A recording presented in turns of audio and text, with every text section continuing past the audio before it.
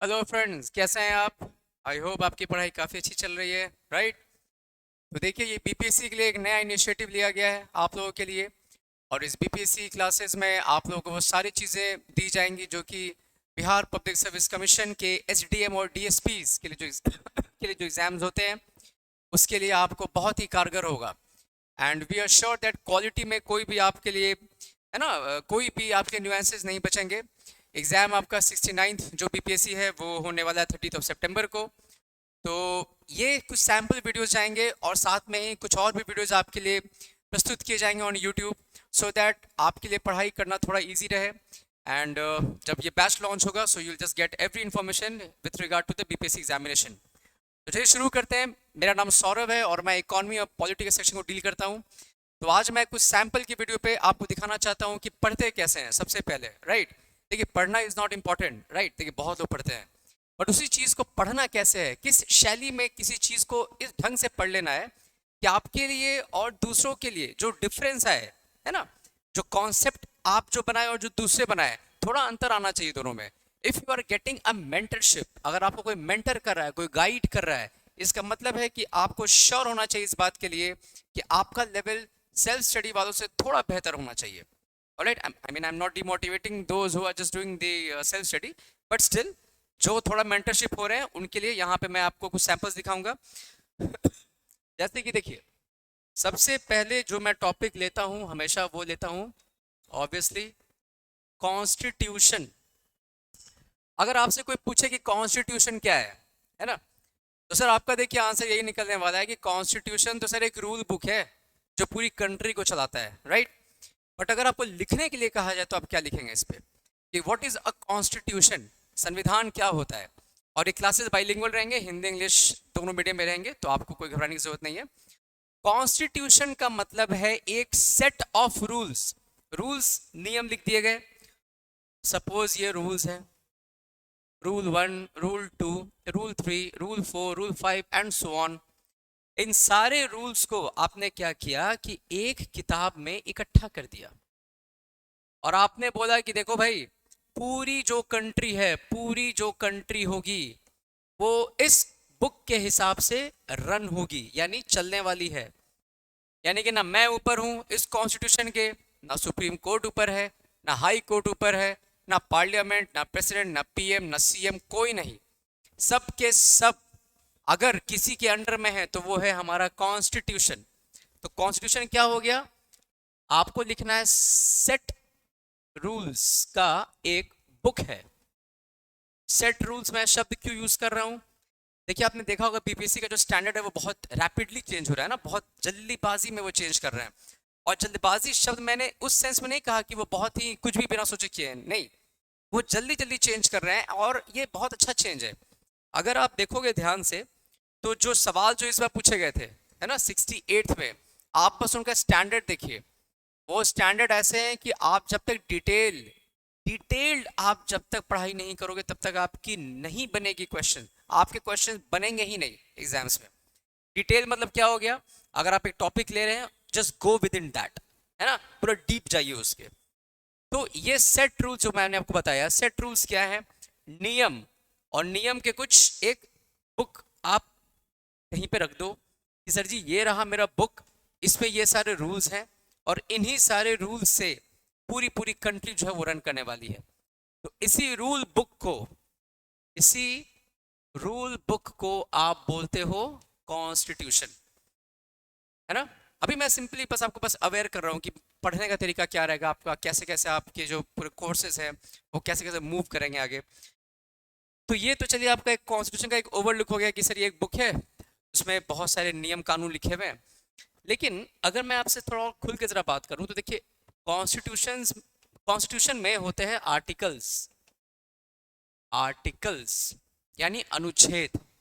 Article 1, 2, 3, 4, 5 इस तरह से टोटल कितने सारे आर्टिकल। देखिए, इसमें मैं आपको वैसे कॉन्सेप्ट जरा बता दूं। देखिए, मैं दो चीजें लिख रहा हूं यहाँ पे, 395, 450 प्लस। अगर आपसे कोई पूछे कि हमारे कॉन्स्टिट्यूशन में, हमारे संविधान में, इन आवर कॉन्स्टिट्यूशन टोटल कितने सारे आर्टिकल्स हैं, टोटल टोटल तो टोटल आपको आंसर ये करना है कि भाई हमारे कॉन्स्टिट्यूशन में टोटल 450 से ज़्यादा आर्टिकल्स हैं। टोटल की मैं बात कर रहा हूँ, कुल कुल कितने सारे अनुच्छेद हैं, तो उसमें आपको आंसर करना होगा 450 प्लस। लेकिन अगर मैं आपसे ये पूछूं कि ये रहा आपका कॉन्स्टिट्यूशन, सपोज ये आपकी किताब है कॉन्स्टिट्यूशन की, इसमें लास्ट आर्टिकल कौन सा होगा?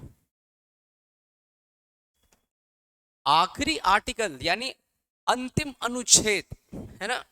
जैसे यहाँ पे आर्टिकल 1 2 3 4, ऐसे करते करते करते आखिरी आर्टिकल कौन सा निकलेगा?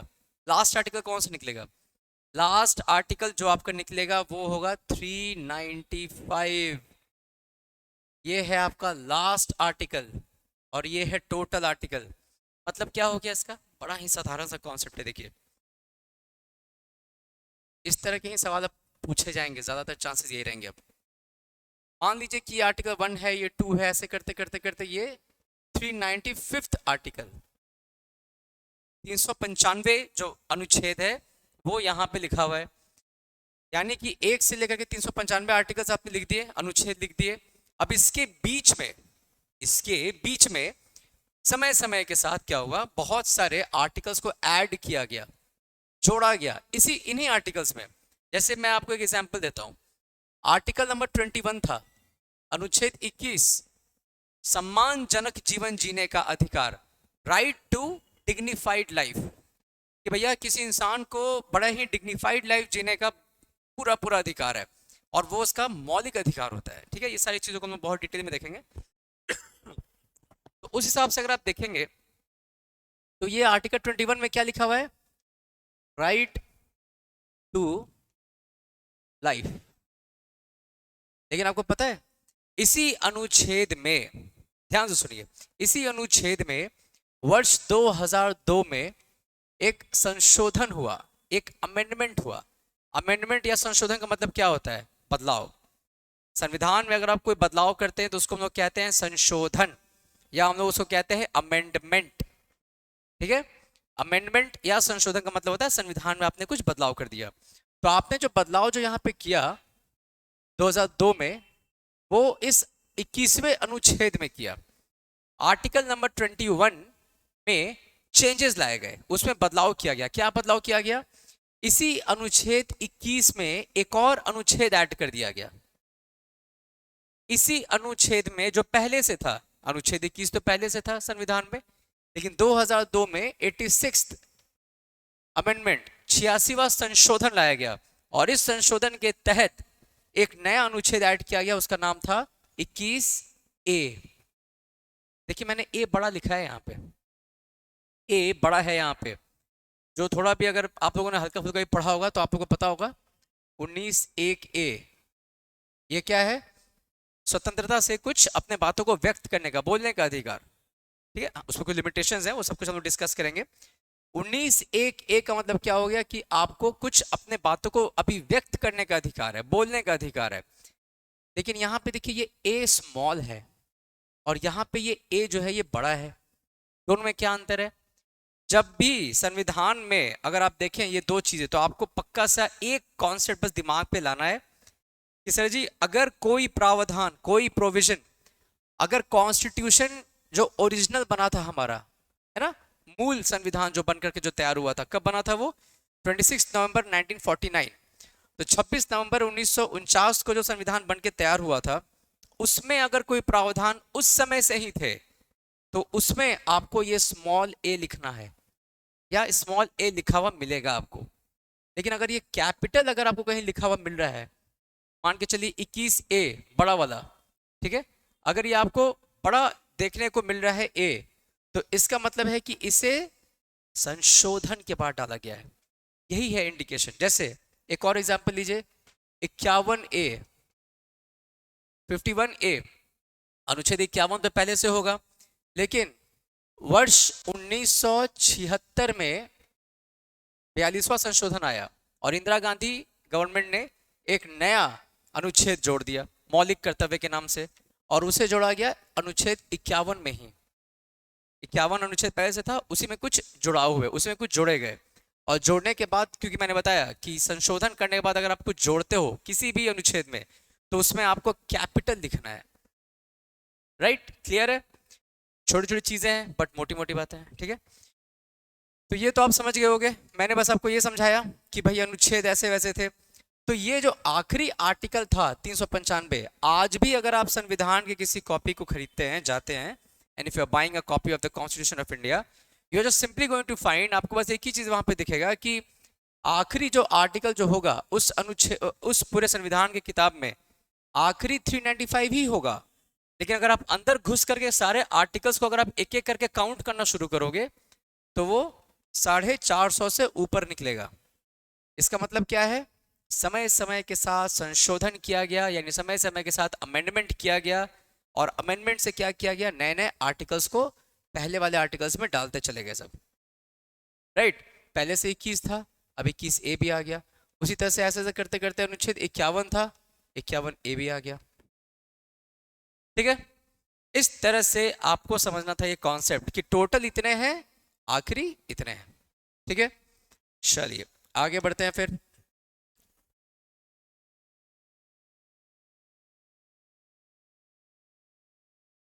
Right, I have to rub it, ये से रब करना पड़ेगा। देखिए, कॉन्स्टिट्यूशन पढ़ने का सबसे अच्छा तरीका होता है कि बेसिक कॉन्सेप्ट्स आपके बहुत ही क्लियर होने चाहिए। अगर बेसिक कॉन्सेप्ट्स क्लियर हैं तो मतलब कि आप आराम से क्वेश्चंस को डील कर जाएंगे, क्योंकि पॉलिटी के सवाल कॉन्सेप्चुअल ही आते हैं। पॉलिटी इकोनॉमी दो सेक्शन ऐसे हैं जहाँ पे कॉन्सेप्ट्स का बहुत जोर होता है सवाल पे। चलिए अब मैं आता हूँ ज़रा टॉपिक पे, ठीक है? जैसे कि प्रिएम्बल,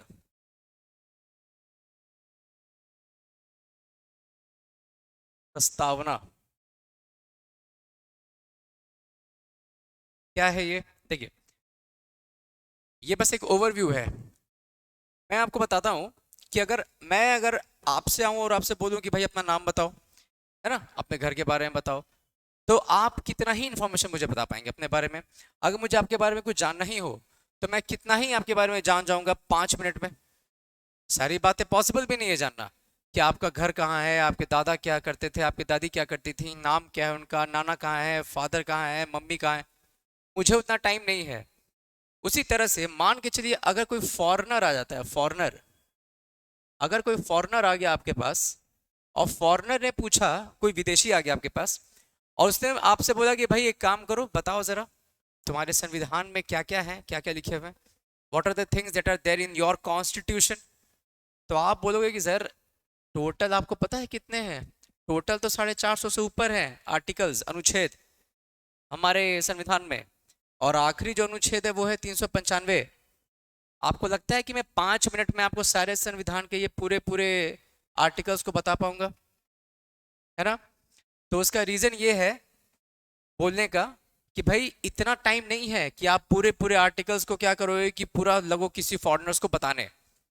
तो आपके पास बस एक ही ऑप्शन बचेगा कि आप एक काम कर लो, आप मुझे इसका समरी बता दो। आप मुझे इसका बस समरी बताओ, you just tell me this summary, nothing else. अगर आपको समरी आती है तो मतलब कि आप पूरे संविधान का निचोड़ बता रहे हैं। मतलब फॉरेनर को आपने बोला सुनो एक काम करो, just go and read preamble. आप बस जाओ और प्रस्तावना पढ़ लो, प्रियम्बल पढ़ लो, उद्देशिका भी कहते हैं इसे। बस प्रियम्बल को आप पढ़ लें और आपको लमसम लमसम ये पता चल जाएगा कि भैया हमारे संविधान का बेसिक निचोड़ क्या है, बेसिक बेसिक चीजें क्या है। तो प्रियम्बल क्या है? प्रियम्बल प्रस्तावना क्या है? पूरे संविधान का पूरा, अगर ये कॉन्स्टिट्यूशन है पूरा, आर्टिकल सब लिखे हुए इसमें, इसका छोटा सा एक पेज का, वन पेज समरी है। देखिए आसान भी हो गया काम। कहाँ ही आप जाते 395 आर्टिकल्स बताने, कहाँ ही आप जाते 395 आर्टिकल्स को डील करने या समझाने। तो इसलिए आपके सिंपल सा क्या बात हो गया भाई कि चुपचाप जाओ और समरी पढ़ लो। ठीक है, लेकिन आपको सीखने वाली एक और यहाँ पे बात है, आपको सीखने वाली देखिए यहाँ बात एक और है, दैट ये बताइए कि आपने तो बोल दिया कि हाँ जी चलो भाई ये समरी है, लेकिन समरी किस तरह की है? तो आपको बोलना है कि समरी अगर मान लीजिए मेरे प्रस्तावना में अगर एक शब्द लिखा हुआ है सॉवरेन, सॉवरेन जिसका हिंदी होता है संप्रभु, ठीक है, अगर ये शब्द लिखा हुआ है प्रेम्बल में, प्रस्तावना में ये शब्द लिखा हुआ है, तो आपको मुझसे ये पूछना पड़ेगा, मतलब फॉरेनर मुझसे पूछेगा कि सौरभ आपने तो मुझे बोला कि प्रस्तावना आप पढ़ लो, भैया मैंने पढ़ भी लिया, and I found that there is a word called sovereign, एक शब्द है सॉवरेन वहां लिखा हुआ, या संप्रभु। ये सॉवरेन जो लिखा हुआ है इसका कोई एविडेंस है पूरे संविधान में कहीं पे? क्योंकि आपने कहा कि पूरे संविधान का निचोड़ है ये प्रस्तावना, तो कहीं ना कहीं आपको कुछ ना कुछ एविडेंस दिख रहा होगा इस पूरे पूरे प्रस्तावना में, इस पूरे पूरे संविधान में, और इसीलिए इस पूरे संविधान में कहीं ना कहीं आपको संप्रभुत्व दिख रहा होगा, सॉवरेंटी कहीं ना कहीं दिखा होगा किसी किसी आर्टिकल में, और इसलिए आपने कहा कि भाई यहां प्रस्तावना में उस शब्द को लिख दो। क्लियर है?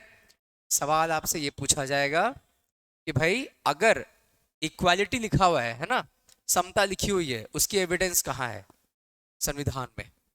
तो मैंने इतना इसलिए आपको समझाया क्योंकि कॉन्सेप्ट से ये क्लियर होता है कि प्रस्तावना कुछ नहीं है, बस पूरे संविधान का एक निचोड़ है।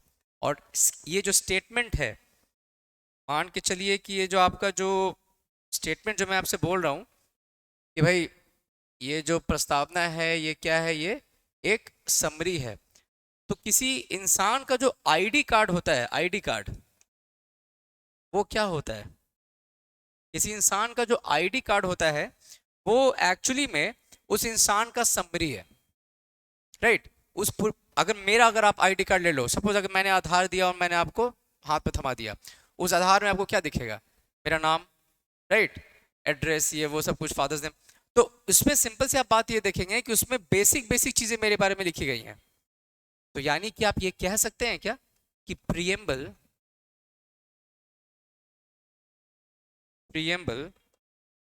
is an ID card for Constitution? बिल्कुल कह सकते हैं, आराम से कह सकते हैं आप कि ये जो प्रीएम्बल है, जो प्रस्तावना है, वो और कुछ नहीं है, पूरे संविधान का एक छोटा सा आईडी कार्ड है, आईडी कार्ड। और ये स्टेटमेंट किसने कहा था कि आईडी कार्ड है? ये कहा था पलखीवाला साहब ने। ये सारी चीज़ों को हम लोग बहुत डिटेल में करेंगे when we will be joining the courses, और ये बस एग्जाम्पल है कि किसकी आपको कैरी कैसे करना है इस पूरे कोर्सेज में, और बहुत सारे कॉन्सेप्ट्स भी हम लोग डील किया करेंगे ऑनलाइन सेशंस में। तो ये आपके आईडी कार्ड, अब देखिए एक कॉन्सेप्ट से कितने सारे देखिए चीज़ों को इसमें आप लोगों को कवर किया गया, राइट? अब क्योंकि मैंने एक शब्द आप लोगों से डील किया, सॉवरेंटी, राइट, सॉवरेंटी, तो आइए जरा हम लोग देख लें कि ये सॉवरेन शब्द क्या है। आइए,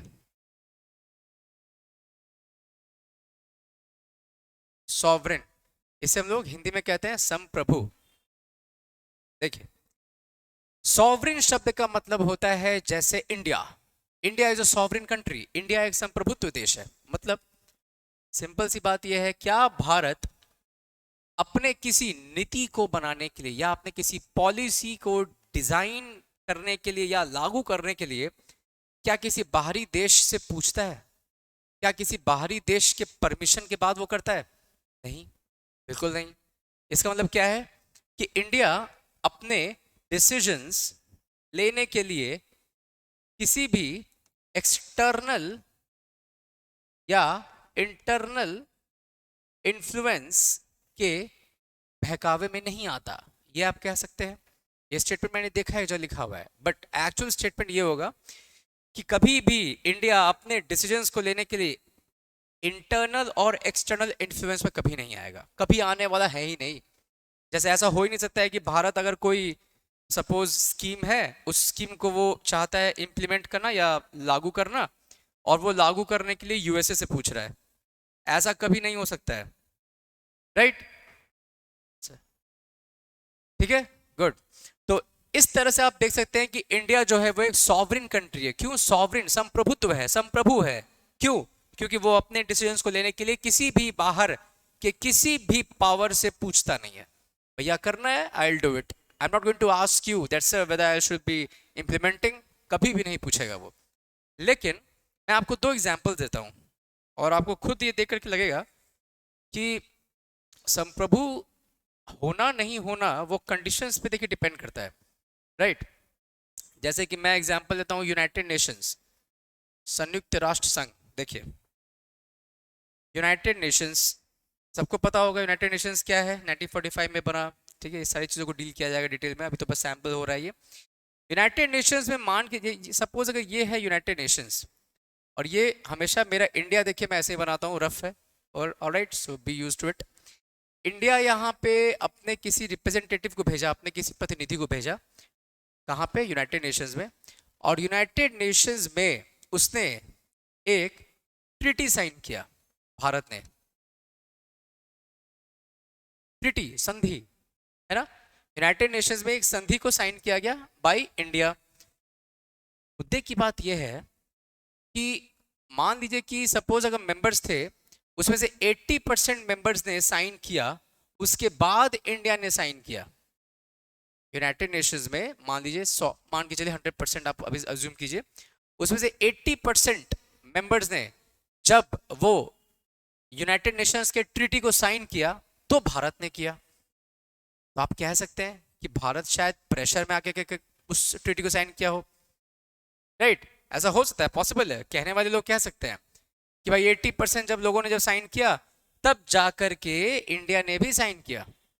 but let me tell you, let me make it so clear like just water. देखिए होता क्या है, ये ट्रीटी साइन हो गया, चलिए मानते हैं इंडिया ने यहाँ पे प्रेशर में साइन कर ही दिया। अगर आप एक्सटर्नल, मैंने क्या कहा था, एक्सटर्नल इन्फ्लुएंस में आपको नहीं आना है, आप तो यहाँ पे आ गए तो मतलब कि आप तो सॉवरिन हो नहीं। लेकिन प्रस्तावना में लिखा हुआ है, प्रियम्बल में लिखा है that India is a sovereign country. अब आप जस्टिफाई कैसे करोगे कि नहीं इंडिया सॉवरिन तो है? आप जस्टिफाई देखो ऐसे करोगे, आप बोलोगे कि सर यूनाइटेड नेशंस में ट्रीटी साइन हो गया, कोई फर्क नहीं पड़ता है, वो ट्रीटी को अब लाया जाएगा इंडिया में, भारत में लाया जाएगा। और इंडिया में दो हाउसेस होते हैं, लोकसभा, राज्यसभा। ये ट्रीटी को दोनों हाउसेस में डाला जाएगा वोट करने के लिए। जब ये दोनों हाउसेस पास कर देंगी इस ट्रीटी को, जो कि यूनाइटेड नेशंस में साइन हुआ था, फिर ये ट्रीटी कहां जाता है, ये जाता है ट्रीटी राष्ट्रपति के पास, और फिर जाकर के ये लागू होगा। तो अगर मान के चलिए कि लोकसभा ने ये पास नहीं किया तो ये यहां भी पास नहीं होगा, ये खत्म हो जाएगा ट्रीटी, राइट। तो अल्टीमेटली अंततः कौन डिसाइड कर रहा है कि ये यूनाइटेड नेशंस का ट्रीटी भारत में लागू होगा या नहीं होगा? भारत की संसद, parliament of India, Lok Sabha and Rajya Sabha. तो ये पावर अल्टीमेटली इंडिया के पास ही आ गया ना। साइन करना अलग बात थी, लागू होना बेसिक चीज है, लागू करना। तो लागू कौन कर रहा है? लागू कर रहा है कौन? लागू आपका पार्लियामेंट जो है वो कर रहा है, ठीक है जी, कोई डाउट? तो ये प्रूव करता है कि नहीं इंडिया तो सॉवरिन है, इंडिया सॉवरिन है। यूनाइटेड नेशंस में ट्रीटी साइन करने के बावजूद इंडिया सॉवरिन है। एकदम क्लियर हो गया, कोई डाउट? All right. तो इस हिसाब से अगर आप देखेंगे चीज़ों को तो इस तरह से समझ के अगर आप चलेंगे तो ही मज़ा आएगा आपको पढ़ने में। अब सॉवरिन की बात हो रही है तो मेरी आदत है कि मैं एक शब्द फिर से ज़रूर डील करता हूँ, वो ये है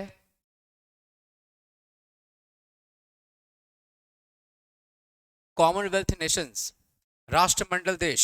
देखिए इंडिया अगर कॉमनवेल्थ नेशंस का मेंबर है तो क्या इंडिया सॉवरिन है? ऐसा सवाल पूछा सकता है आपसे, और बिल्कुल पूछ सकते हैं कि अगर इंडिया मेंबर है, इंडिया मेंबर है कॉमनवेल्थ नेशंस का, तो क्या ये सॉवरिन है? अब आपको लगेगा कि सर पहले ये तो बताओ कि ये कॉमनवेल्थ नेशंस क्या है। बहुत ही सिंपल सी बात है, कॉमनवेल्थ नेशंस या राष्ट्रमंडल देश वे सारे देश हैं जो एक समय ब्रिटिश साम्राज्य के अंडर में थे। बड़ी ही सिंपल सी बात है, बहुत ही सिंपल सी बात है। जैसे इंडिया, बहुत जितने भी थे, ठीक है, ब्रिटिशर्स का एक था वो साइकोलॉजिकल, है ना, मनोवैज्ञानिक तरीके से वो एक मैसेज छोड़ना चाहते थे, है ना, मार्केट में कि सर जी आप मेरे अंडर में थे एक समय, अभी तो आप इंडिपेंडेंट हो गए, लेकिन देखो आप मेंबर हो ना इसके, कॉमनवेल्थ नेशंस के, तो इस हिसाब से आप एक समय मेरे मेंबर थे, लेकिन एक बात बताइए, अगर मान लीजिए सपोज इंडिया मान लीजिए मेंबर है कॉमनवेल्थ नेशंस का, ठीक है, तो अगर भारत इसका मेंबर बन जाए तो ये तो संप्रभुत्व वाली बात नहीं हुई, सॉवरेन वाली बात नहीं हुई। क्यों? क्योंकि अगर कल को गए कोई डिसीजन अगर लेना हुआ या मीटिंग अगर करना हुआ, कॉमनवेल्थ नेशंस इस पे प्रेशर बना सकता है ना? तो इस प्रोसेस को अगर आप देखें जरा ध्यान से तो आपको लगेगा कि नहीं, इंडिया सॉवरेन नहीं है, बट स्टिल मैं कह रहा हूं कि अभी भी सॉवरेन है। आपको जस्टिफाई करना होगा कि नहीं, कॉमनवेल्थ नेशंस का मेंबर होने के बावजूद इंडिया सॉवरेन है। कैसे है देखिए, इसका जवाब यहां छुपा हुआ है। 1947 का अधिनियम, 1947 में जब भारत आजाद हो रहा था तो उस समय एक लाया गया था इंडियन इंडिपेंडेंस एक्ट, और उस एक्ट में ये लिखा हुआ है साफ साफ क्लियर तरीके से लिखा हुआ है कि सर जी, भारत जब चाहे, भारत जब चाहे इससे बाहर निकल सकता है। कॉमनवेल्थ नेशंस का मेंबर तो है, 1947 इंडिपेंडेंस के टाइम में उसको बना दिया गया, बट ये कहा गया कि भारत जब चाहेगा, जब चाहेगा वो कॉमनवेल्थ नेशंस के मेंबरशिप से बाहर निकल जाएगा, जब चाहे। आगे संप्रभुत्व, संप्रभुता आ गई आप में, सॉवरेंटी। सॉवरेंटी क्या है भैया? मुझे अपना डिसीजन खुद लेना है।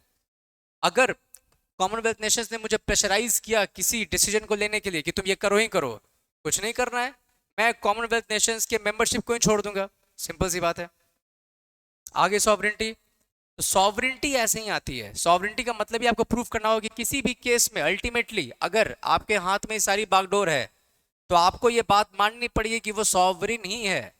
जैसे यहाँ पे मैंने बताया 1947, तो अगर आप दो बातों को अगर लेके चलेंगे यहाँ पे, अगर आप दो बातों को अगर आप लेके चलेंगे, शॉर्ट नोट्स अगर मैं आपको बताऊं, तो यूनाइटेड नेशंस वाली क्या बात थी कि यूनाइटेड नेशंस में कोई साइन हुआ ट्रीटी, उसके बाद भी भारत सॉवरेन है। कैसे? इंडिया सॉवरेन इसलिए है क्योंकि पार्लियामेंट अगर उसे लागू करेगी तो ही वो पूरे भारत में लागू होगा। तो भैया पावर तो आ गया भारत के पास। दूसरा, कॉमनवेल्थ नेशंस, आप इसके मेंबर हो, कोई बात नहीं है, no worries sir, you are having the power to come out of that treaty or of that particular group anytime that you want to come out of it। यानी आप जब चाहेंगे आप इस कॉमनवेल्थ नेशंस के मेंबरशिप से बाहर निकल सकते हैं, ठीक है? तो इसलिए आप देखिए किस तरह से चीजों को एनालाइज किया जाता है। तो सॉवरेंटी, अब अगर मैं पूछूंगा आपसे तो आप बता सकते हैं आराम से। आप लक्ष्मीकांत खोलें और देखिए, पढ़े आप, आपको कोई डाउट ही नहीं आएगी। उन्हें बस लिख दिया गया है, बट एक्सप्लेनेशन यही था कि सॉवरेन संप्रभुत्व होता क्या है, प्रीएम्बल क्या होता है। एन ए पलखीवाला जी ने कहा आईडी कार्ड, आईडी कार्ड जो कहा, क्यों कहा वो मैंने आपको एक्सप्लेन किया, बिकॉज प्रस्तावना या प्रीएम्बल कुछ नहीं है, वो बस एक समरी है, निचोड़ है पूरे संविधान का, राइट? तो चलिए, आज का session was regarding your constitution preamble, और अगले सेशन में फिर से I will be just breaking up some new concepts to you, bilingual, इसी तरह से हम डिस्कस करते रहेंगे। So I hope you enjoy this session, और इसको बस आप लक्ष्मीकांत से पढ़ के देखें, you will love it. Okay, all right, take care, have a good day, thank you.